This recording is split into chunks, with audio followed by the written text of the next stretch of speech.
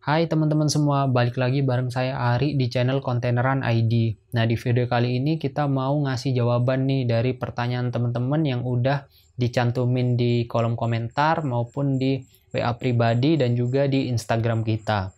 Nah, bagi teman-teman yang belum follow Instagram kita nih, follow dulu ya di @kontaineran.id. Nanti tiap minggu kita akan kasih form diskusi atau form pertanyaan yang bisa teman-teman isi. Nanti tiap minggu juga saya coba rutinin buat bikin video Q&A seperti ini. Oke?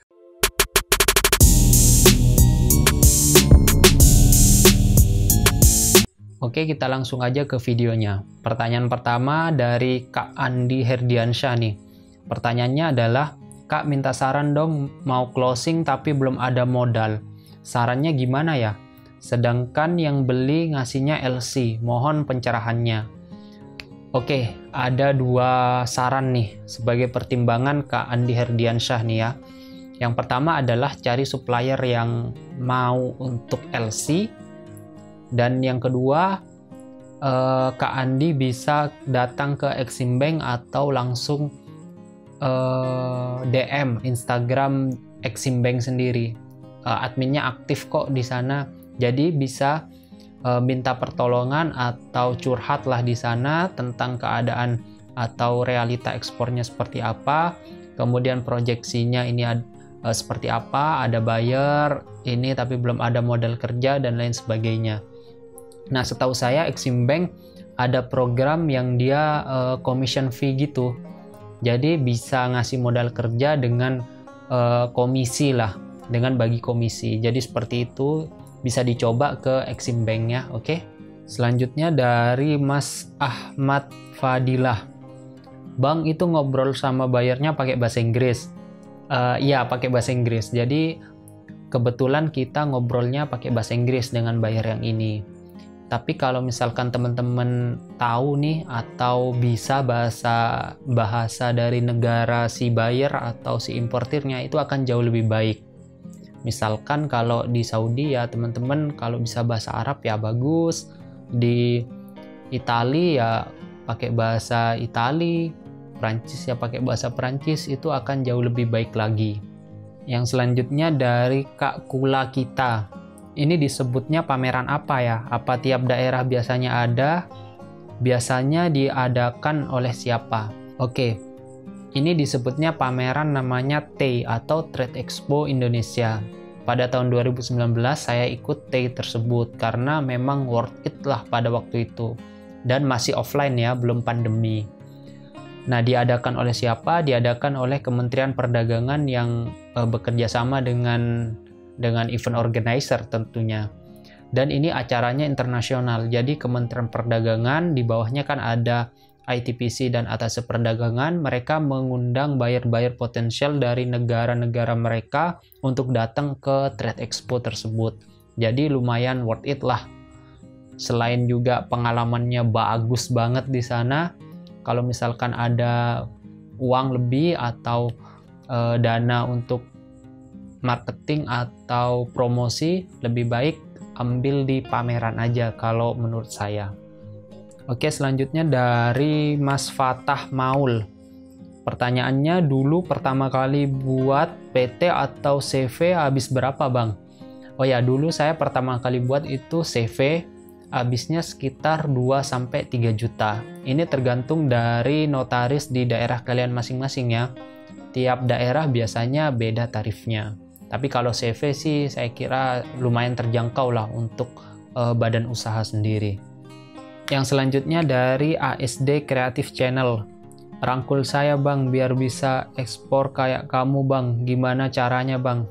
Oke, kalau soal edukasi bisa pantengin terus di channel ini ya. Juga mungkin nanti di 2022 kita bakal ngadain acara bootcamp ekspor ya. Jadi ini pemusatan bagi teman-teman yang benar-benar pengen ekspor untuk kita bimbing langkah-langkahnya seperti apa.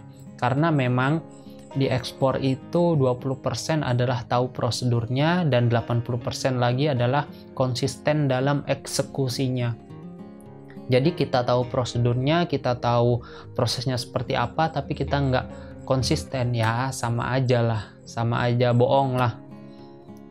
Nah, nanti tunggu ya programnya, program bootcamp ekspor di tahun 2022. Ini masih saya coba jual ke BUMN atau bank-bank lah, biar bisa menyponsori agar saya bisa kasih gratis ke teman-teman. Tapi kalau nggak gratis ya nanti saya umumin di channel ini ya, oke? Oke, pertanyaan selanjutnya dari Mas Herlis Friedman. Pertanyaannya, Pak, tolong dong bagaimana cara menghitung harga FOB? Oke, pada prinsipnya FOB merupakan free on board atau di mana tanggung jawab kita, hak dan tanggung jawab kita itu sampai ke pelabuhan. Jadi segala bentuk resiko dan juga biaya hingga ke pelabuhan itu merupakan tanggung jawab kita. Nanti saya bikinkan rinciannya di video-video selanjutnya ya. Pantengin terus channel ini, oke? Selanjutnya dari Mas Teknisi ID. Jos. Pertanyaannya ini, Jos, penggambaran real pemula ekspor saya suka. Boleh tahu ekspor pertama untung berapa? Untung berapa ya? Sebenarnya keuntungan atau profit itu rahasia ya, private sifatnya. Tapi karena ini pertanyaan yang pertama dan videonya udah saya bikin, ya udah saya jawab aja deh. Jadi ekspor pertama kita nggak ada profit. Serius, nggak ada profit kita. Jadi profit yang kita hasilkan digunakan untuk investment ke alat packaging dan juga dan juga beberapa sewa-sewa gitulah. Jadi di ekspor pertama kita mungkin malah minus ya, minus sekian juta. Tapi kalau dihitung-hitung sama investment kita di alat ya masih surplus lah. Dan enaknya lagi karena kita udah punya packagingnya ya, tinggal kalau dia repeat order ya enak, udah nggak usah pesan-pesan packaging lagi, nggak usah nunggu sebulan lagi, jadi tinggal pakai, tinggal package aja udah. Selanjutnya dari Mas Heri September nih. Mending punya temen berduit, minjem dikasih puluhan juta, lah gue minjem temen dikasih 10.000. Jadi gini ya teman-teman, untuk part yang saya ceritakan itu minjem ke temen dan ke orang tua temen itu real ya, real. Tapi kita nggak cerita detail bahwa setiap kali kita pinjam kita kasih bagian mereka, jadi bagi hasil, seperti kayak investment singkat lah. Mereka investasi ke kita secara singkat 30-40 hari, kemudian kita kembalikan uangnya berikut dengan bagi hasilnya. Sebenarnya kalau mau dipinjemin sama temen sih tinggal ya track recordnya kita gimana, kemudian pas presentasi ke temen itu gimana, dan juga jangan lupa karena ini bisnis ya kita bagi-bagi kue lah ke mereka. Mungkin saya ngomongnya pada waktu itu enak aja, enak, prosesnya lancar gitu kan. Tapi pada waktu itu bikin kepala pusing. Ya ada teman yang nolak, ini segala macem, ada yang minta lebih, ya banyak lah pokoknya ceritanya. Tapi kan nggak semuanya harus saya ceritain, karena itu